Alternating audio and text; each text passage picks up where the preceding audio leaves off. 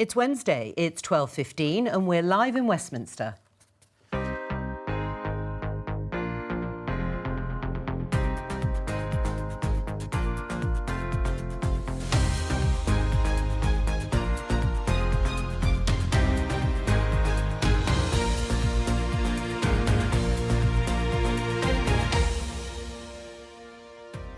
Joining me, Conservative peer and former Cabinet Minister Ed Vaizey, Labour leader in the Lords, Angela Smith, New Statesman contributing writer Paul Mason and Daily Telegraph columnist Madeline Grant. Today, I would urge everybody in the country, get out and vote tomorrow. These are a very important set of elections. We're on that mountain, we're climbing, and we're going into the elections tomorrow, fighting for every vote. It's the last day of campaigning ahead of elections in England, Scotland and Wales. The protocols around testing and, of course, self-isolating apply to all the summit. But the Indian delegation in London for the G7 have been asked to self-isolate. We're going to walk down to the Capitol. After this, Donald Trump was removed from social media. He's launched his own website instead. And is there any chance of this returning?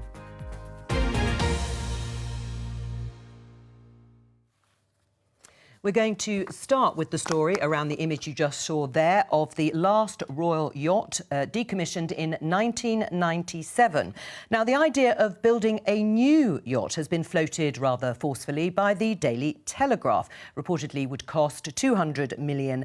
Now, this is how the Scottish party leaders who took part in last night's election debate responded to the idea. The royal yacht is a ludicrous idea. A ludicrous idea. It beggars belief. I'm not sure I could find a polite, broadcastable word. That all the Conservatives have left is stunts. I would look to see what the private investment is going to be, but I think from what I've heard... It didn't come from public money? Absolutely not. So, Ed Vaizey, I can see you laughing away. They're not very popular in that studio. Would you like to defend it on Politics Live? Yes, I would. I love this story. I could do the whole programme on it. Well, you're quite right. It started in the head of Madeline Grant's colleague, Christopher Hope, who is a great campaigner for things that he cares about. And he started it on the back of Brexit.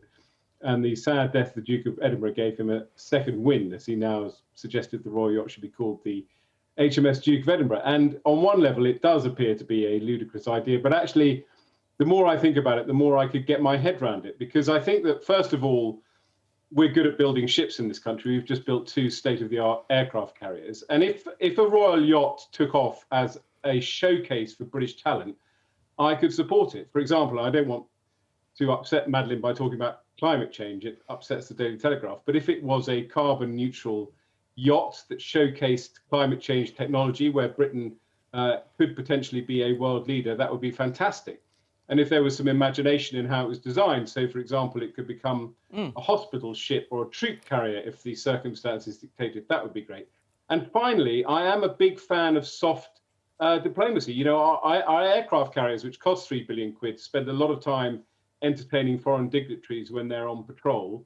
I see nothing wrong with having our Prime Minister arrive in a fantastic plane, and our trade ministers and our royal family arrive at a destination in a fantastic royal yacht. So despite the fact Christopher Hope dreamt this up in his bath, there is actually some merit in the idea. Just to reassure viewers, we won't spend the whole programme talking about this, despite that wholehearted defence of it. There from Ed Vaizey. Angela, we're going to show pictures while you respond to the question about whether it's a ludicrous idea or whether you're on board, in fact, with it, and there perhaps should end the puns. We're going to show pictures of the last royal yacht. Angela.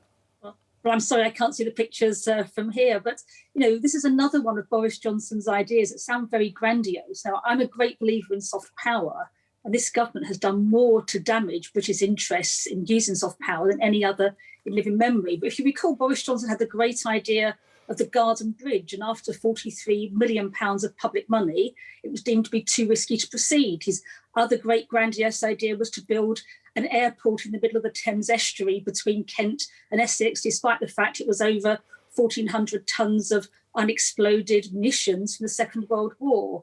Now, I think a fitting tribute to Prince Philip, if we're building a ship, would be a ship for the Royal Navy. And I think that might find more favour across the country when we need more ships in our Navy. But, if it's genuinely an idea to increase our influence and our soft power across the world, I'd look at the proposals. But I suspect this is just another one of Boris Johnson's ideas that he loves to grapple with and never really delivers on. Madeleine? Well, Angela's quite right. Boris Johnson does love a bit of bread and circuses and great sort of grandstanding projects. But I don't think it's fair to categorise this potential ship as that kind of project, excuse the pun, literal showboating. It's previous the Royal Yacht Britannia was a great symbol of Britishness. It was known all over the world. Foreign dignitaries and, in terms of the aims of global Britain, business people, business leaders from around the world, investors, etc. The thought of being entertained on the Royal Yacht quite simply could open doors that a normal kind of reception simply cannot. And I think that when it was decommissioned and not replaced under Tony Blair, they took a kind of rather miserly sort of pound and pence view of how much it was going to cost. But the contribution of the yacht in terms of the soft power was absolutely enormous. I mean, it's very difficult to quantify these things, but I think that compared to the prestige it brought, it made a great contribution. And I do think in general that people have a tendency to underestimate the contribution that the royal family can make to UK PLC. And I think many will be pleasantly surprised just how much the new ship could help further the ambitions of global Britain. Well, Paul, the Defence Minister, Ben Wallace, has indicated there are no immediate plans to build a new royal yacht. Does it float your boat or is it sunk before it started? Well, if it does take off, I'm certain it'll become part of the overarching My Little Crony project, whereby the contract will go to one of the neighbours of a cabinet minister. But look, there might be merit in it. We have a royal flight. That flight doubles as a military command flight, and it flew indeed military personnel into Ukraine to advise the Ukrainian government during the last month's crisis. If we're going to have a taxpayer-funded thing that floats, its purpose should be primarily military. It's either, you don't get a hospital ship or anything else, to be honest, for 200 million these days. It should be a support ship for the Royal Navy that can take the royal family in places. If they want a gin palace floating around, now remember we've got a royal family that insists it's going to slim itself down in the next generation. Why would they want a big thing floating around?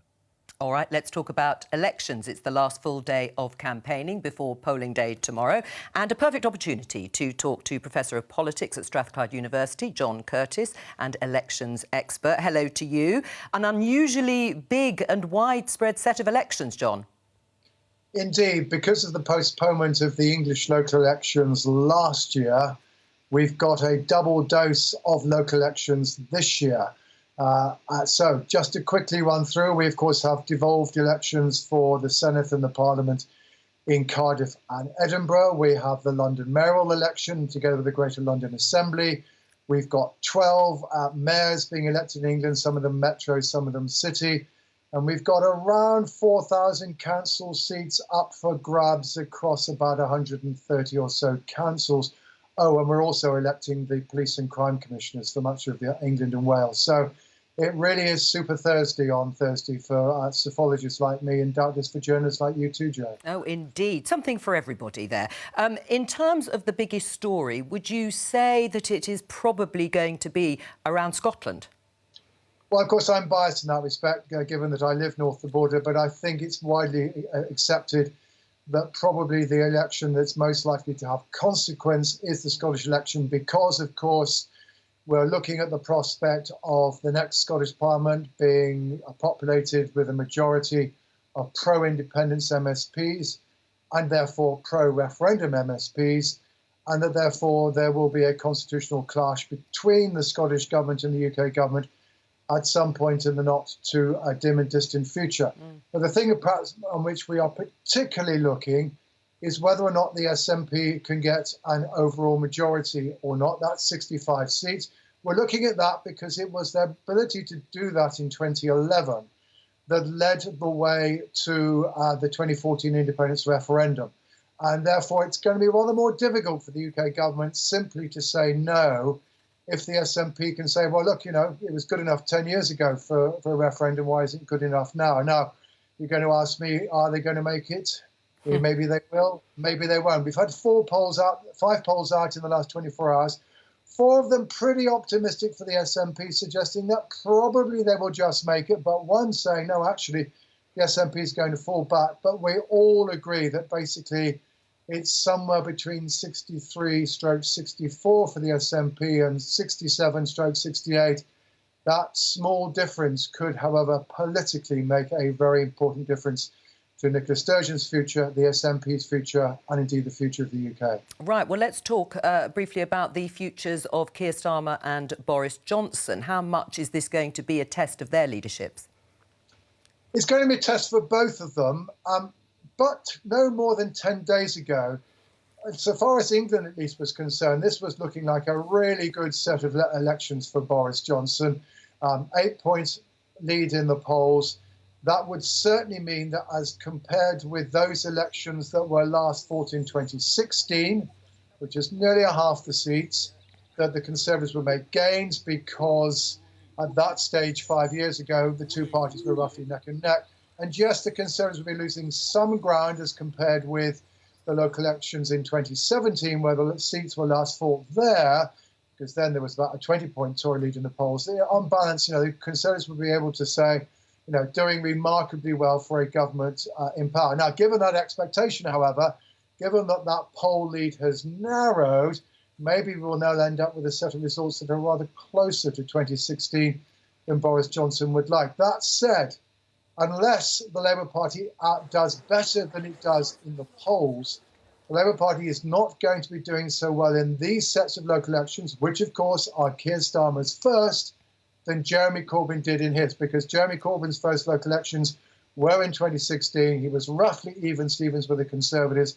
And at the moment, at least, even with the narrowing of the Conservatives' poll lead, Labour are still well short of that. And put it like this, given that the principal aim of Keir Starmer's leadership is meant to be to do better electorally than Jeremy Corbyn, this could still be quite a sticky wicket for the leader of the opposition. Well, John Curtis there, thank you very much. You've got a long few days ahead of you and not much sleep, I suspect, and probably see you soon. Let's just show our panellists, or in fact I will tell the panellists since they can't see it, but our viewers, the headline in The Times, which is around the Hartlepool by-election. Labour left says Keir Starmer should quit if more of Red Wall falls. Paul, what's your reaction to that headline? Well, I think actually it's not what the article says. It's the article says that he should think about quitting in a year's time if things don't improve. And I just think there is no left challenge to Keir Starmer. There's lots of people sort of meandering around, grumbling about him. But there's nobody prepared on the left of the PLP to stand up and say we have an alternative. So Starmer is where the party's at. I think success for Starmer tomorrow would be coming second in Scotland, and growing the party's vote share in the Hartlepool by-election and holding on to some councils. That would be actually a very cheerful night for Labour if they could do all those three things. But that is not the makings of a government. The problem he has is that without the left, I mean, the left might grumble, but it is the majority of the party membership, with the left feeling out in the cold, unloved, dissed, to be honest. There's no enthusiasm for what he's doing. And so I'm thinking, if he falls short of what I've just said, there will be a few days of recriminations in which he's got to think very carefully about changing, to be honest, what he does.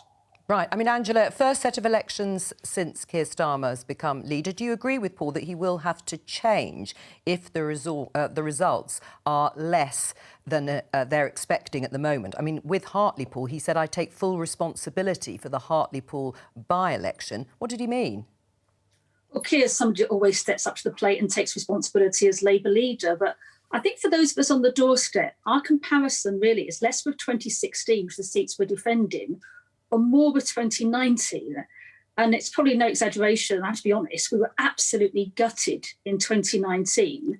They were the worst results for the Labour Party in my lifetime. I think they're probably the worst in almost living memory. I think go back to the 1930s to see such bad results. So some of the results we see as a result of Keir's leadership taking us into these elections will be tangible in terms of the kinds of things Paul was talking about as gains made in seats and how things are looking.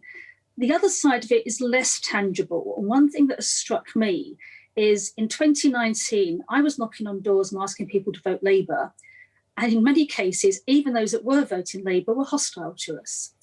And so you don't bounce back from that easily. And what struck me in these elections are people wanting to talk, want to listen to you.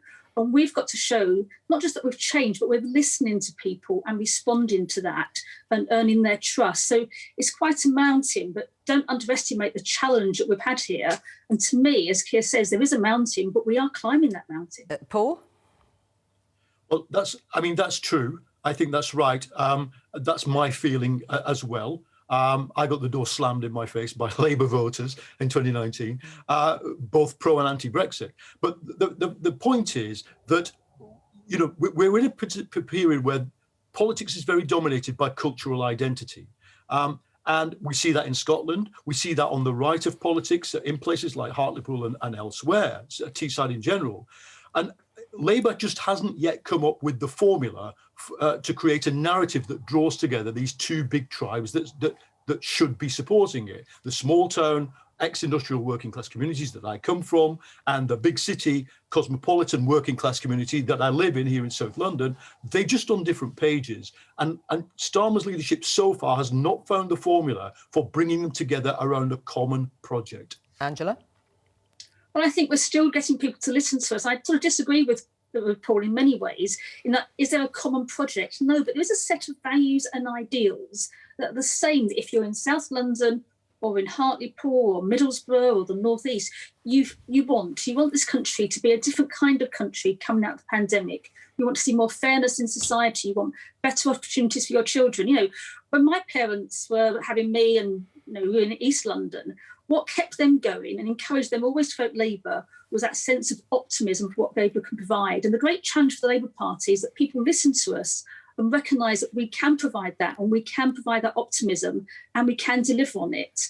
But the challenge in this election is to get people to listen to us. They can see we're starting to make that change from the hostility you got in 2019 to actually saying that we can be a party of government. And some of that would be tangible and some is not tangible. But if you're knocking on the doors and you're talking to people, you're feeling that change happening. Is that going to be enough, Paul? It's good. It's not nothing. Absolutely. I think many people on all wings of the party underestimate the extent to which the actual party brand has been, in the marketing speak, trashed by the repeated turnover of leaderships. 1 minute it's Ed Miliband, before that it's Blair, next it's Corbyn, now it's Starmer. And people are right to us, well, what does it stand for, this party? I do think both me and Angela worked on Keir's campaign. I continue to support him. I do think the problem is that we need to move towards concrete offers. Joe Biden has laid out a very, very clear template for what I think Labour should be doing. It's a fiscal stimulus of about 10% of GDP, which will be borrowed. And I think until Labour commits to something like that, it's not really got a story that's distinctive enough to tell people. Right, well, we've been talking about the Red Wall, Ed, and Boris Johnson's repeated promise of levelling up in order to hold on to those parts of the country that were won by the Conservatives in 2019. But actually, in reality, the white paper on it that's been promised by government isn't happening until the autumn. So it's still a blank piece of paper. How big a risk is that in people's minds in these elections?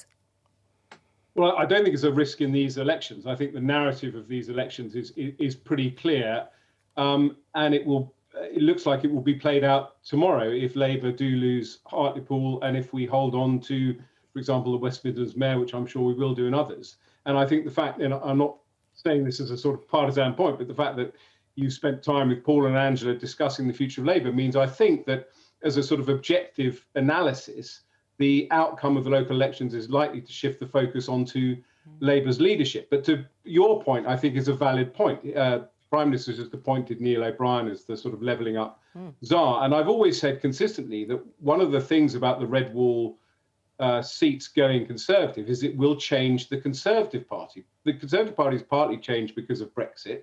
Brexit is reshaping the political landscape. But these new MPs who didn't expect to be MPs and who come from their local communities and who are not, dare I say it, career Tory politicians, will hold the government to account and will shape the agenda. So yes, at the moment, I don't think it affects the local elections, but yes, mid to long term, the government does have to deliver the promises it's making to the red wall seats. Right, but you're right. I did focus with Paul and Angela, obviously, on Labour. But what about these elections being a referendum on allegations of impropriety and possible corruption about Boris Johnson's leadership? I don't think they are. I think the narrative is pretty clear to me, looking at the polls, and I don't have any inside information, but the narrative is pretty clear that Brexit has fundamentally caused a schism between the traditional Labour voters and the Labour Party.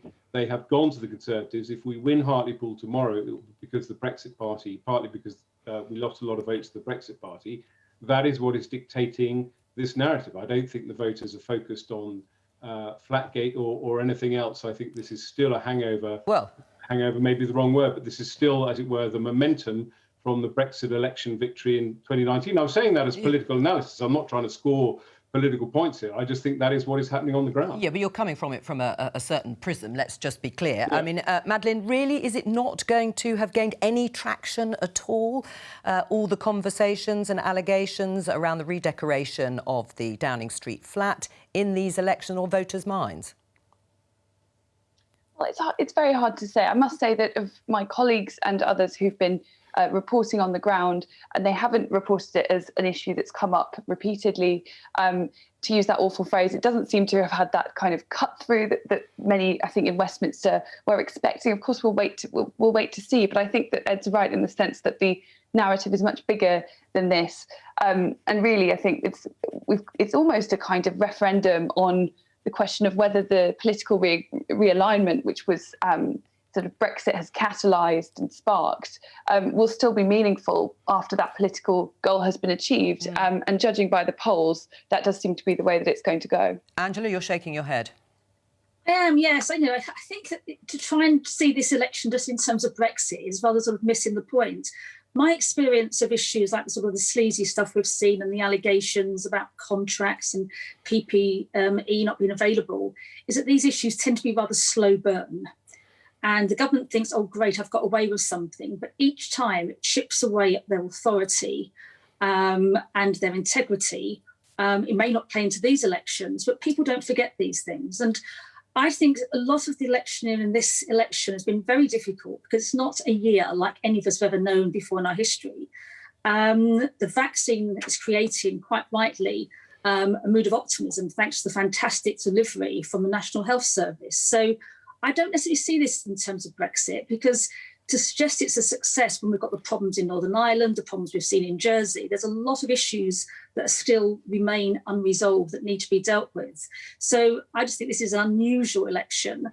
For us, it's after such a heavy defeat.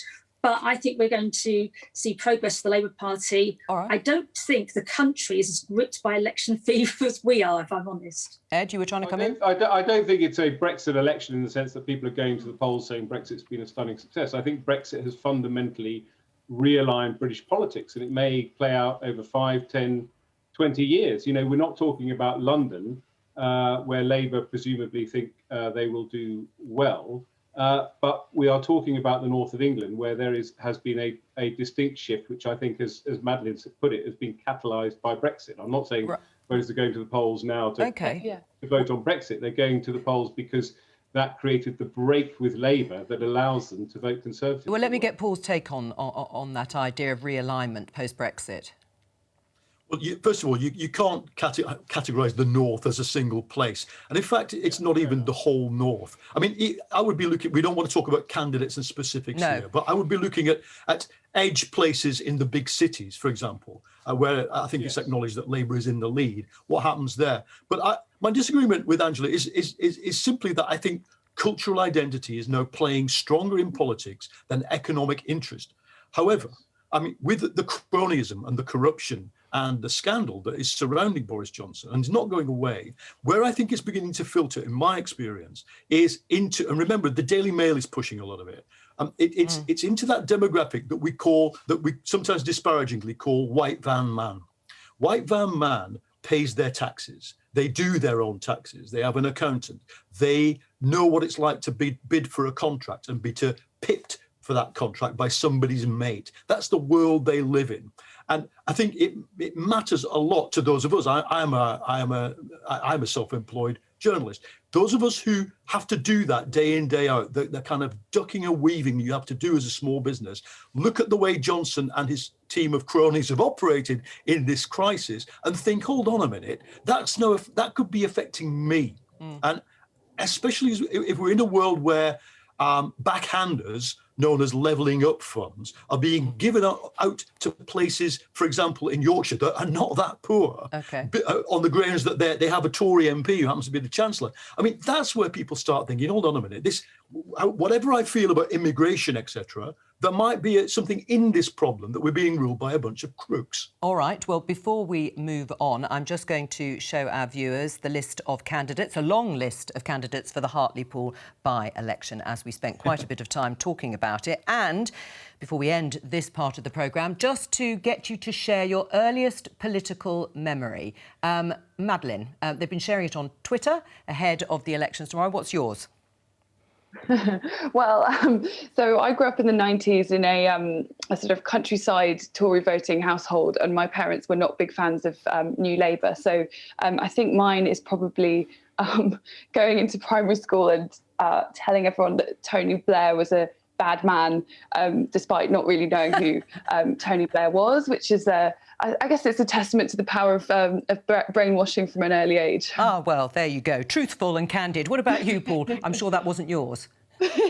Well, I wish mine were funny, but it's age 5 or something like that, involuntarily glimpsing the footage of the liberation of Bergen-Belsen.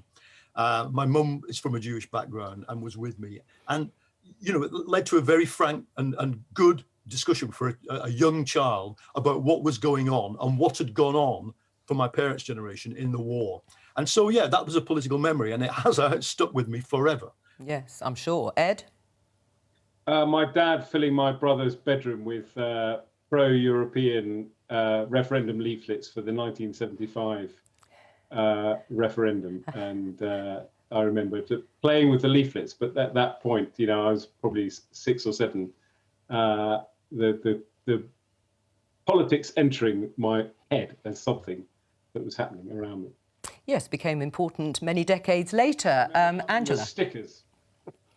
Mine was actually my parents going to vote. We were always told you must vote. It was a very important thing to do. My mum would wait for dad to come home from work. It must have been 64, the 66 election. I'll give my age away now.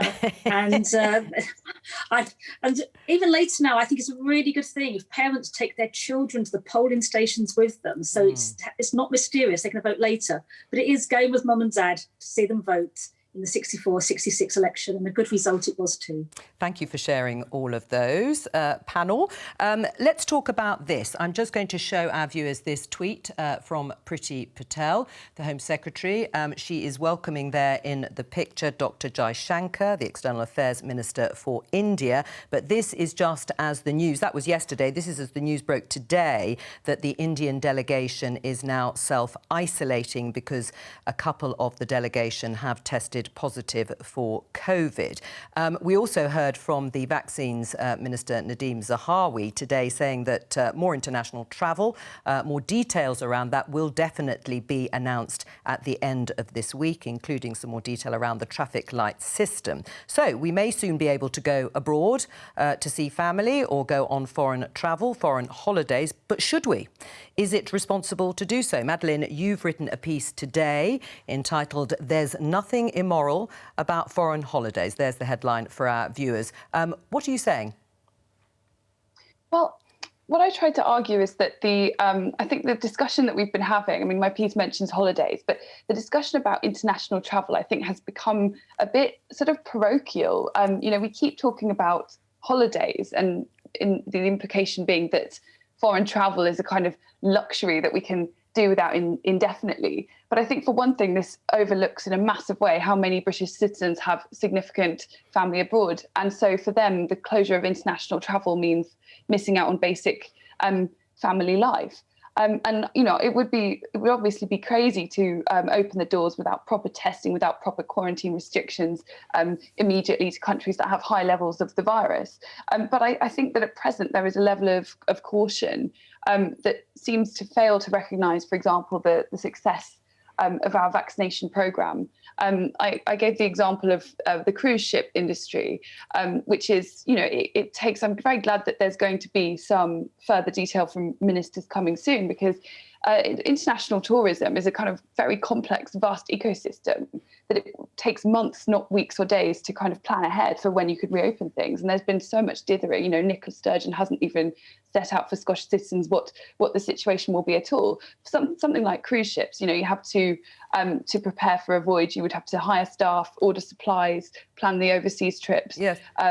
All of that stuff. And I think right now the attitude has been kind of that tourism and travel, which employs, creates billions for the UK economy and employs hundreds of thousands of people, is something that you can just kind of switch on and off like a tap at will, Well, Paul, are we in a situation, or getting close to a situation, where we will be allowed to travel abroad again, perhaps next month, but we're sort of being told, or there is a sense that it wouldn't be moral necessarily to do so?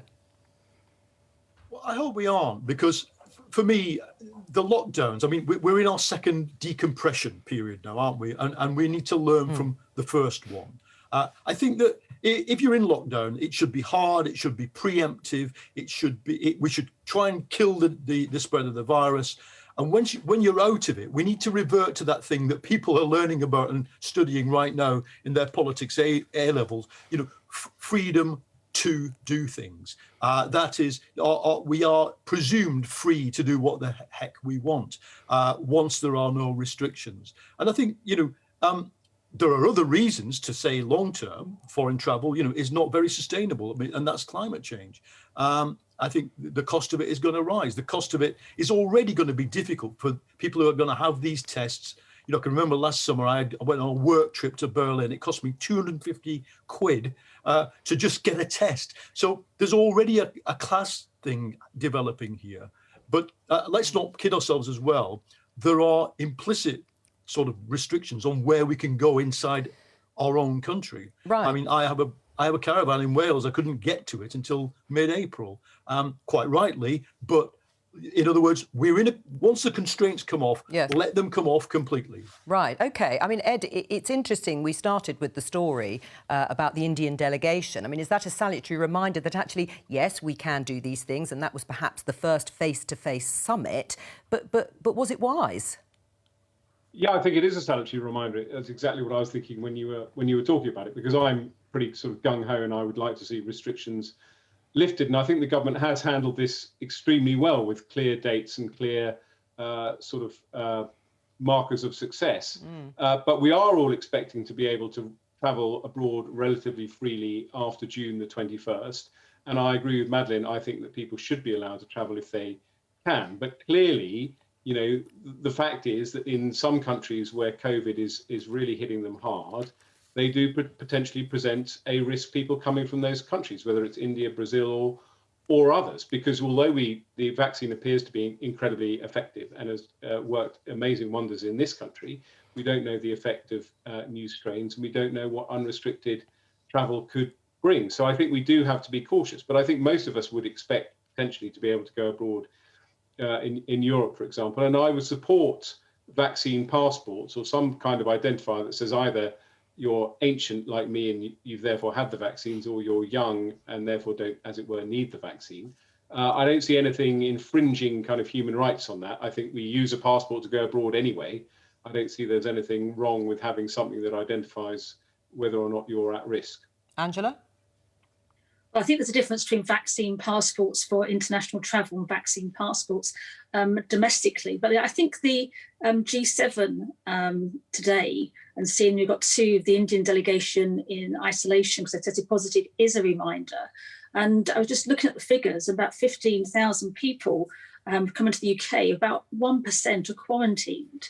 And the fact is that none of us are safe really till everybody's safe. And that shows why it's important that we work internationally to ensure that everybody gets the vaccine, and we can see the success it has here. So I think we all want to travel, whether it's in the country or abroad. And for some people, it is still a luxury to travel abroad, although I don't disagree a lot of what Madeleine had to say. And thank you, Madeleine, for the plug for Bognor Regis as a great place to visit, which where I am at the moment, although it's starting to rain. So yeah, it's one of these things. It's getting the balance right, isn't it? And I think it all comes from all of us are desperate to get us as close to normal as we possibly can, as quickly as possible and as safely as possible.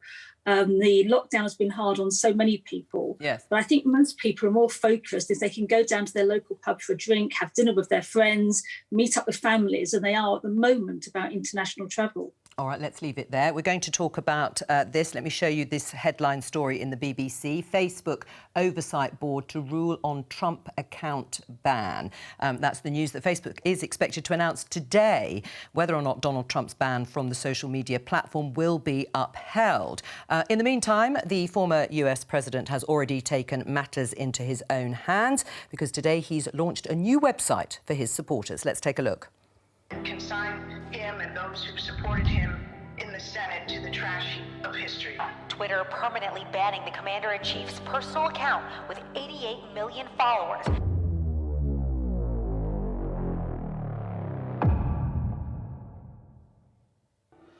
OK, it ended there with a beacon of freedom arises. For you, the panel who can't actually see it, but I hope you've got the sense of that. Angela, should Donald Trump be allowed back on social media?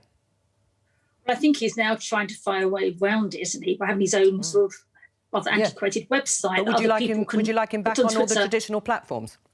Absolutely not. I think what we saw and his reaction to losing the election, he's has a very sort of casual relationship with the truth. He's got millions of people believing that he really won the election.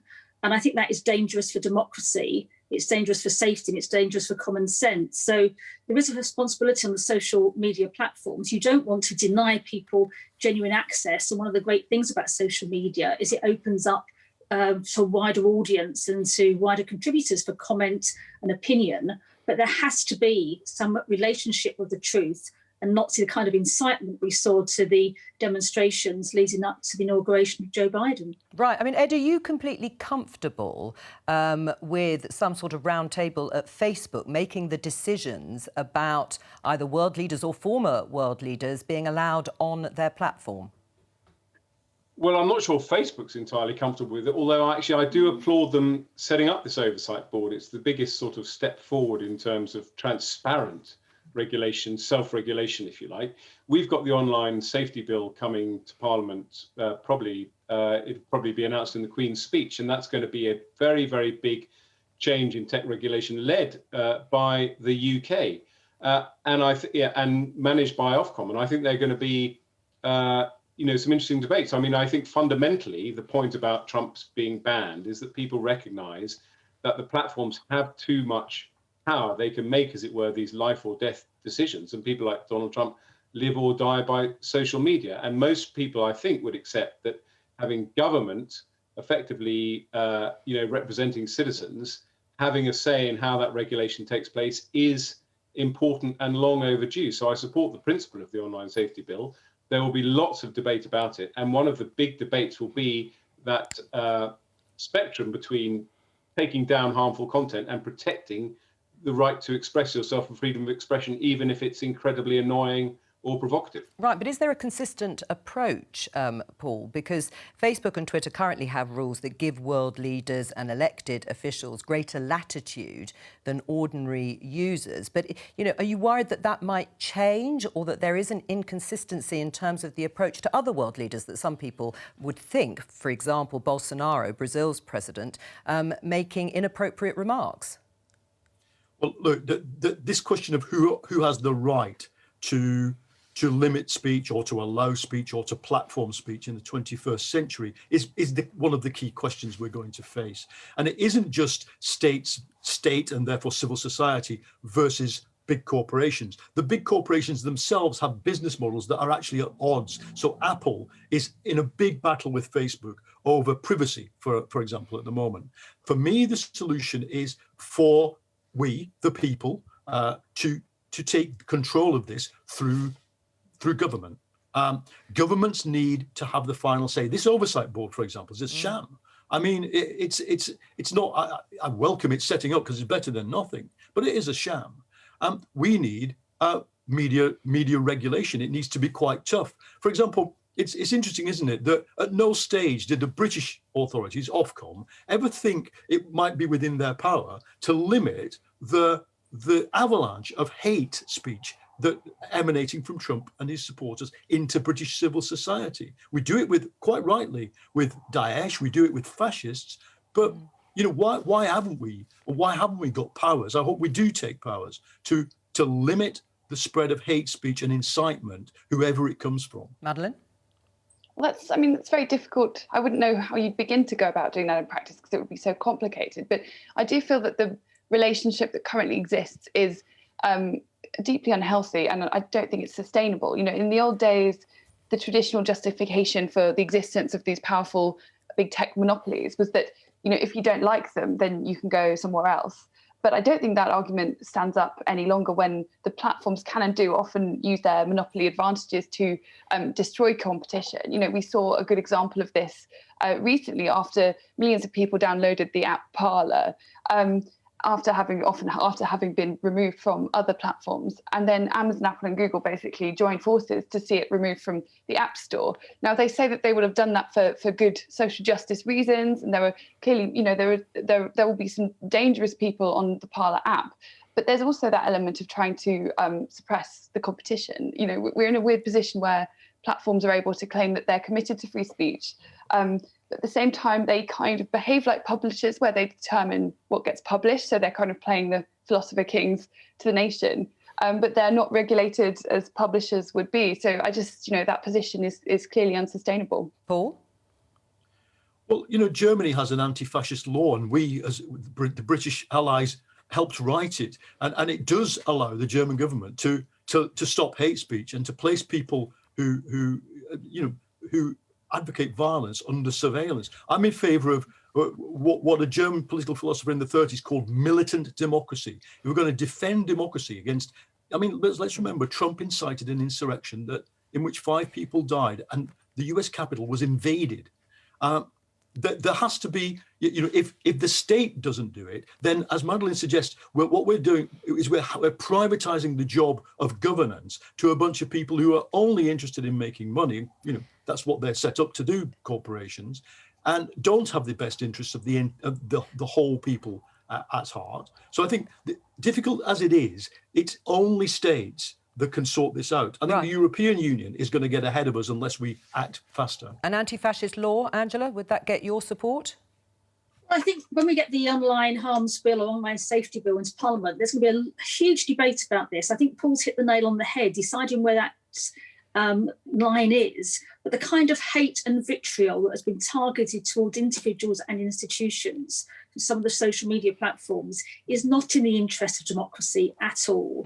It damages individuals, it damages our very institutions, and it undermines those institutions, as we saw in America. So I think how we can combat that, whatever we call it, that extremism has no place when it's undermining our democracy and our institutions.